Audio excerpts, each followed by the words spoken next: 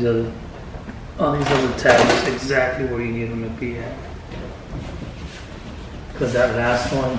So the first 4 are most important. And then Yeah, I mean you can use 3, 4, however many you want, but from here and up, you want to make sure that's in the spot. This one, you just want to make sure it's going to be right up on this bottom line, so it matches this one.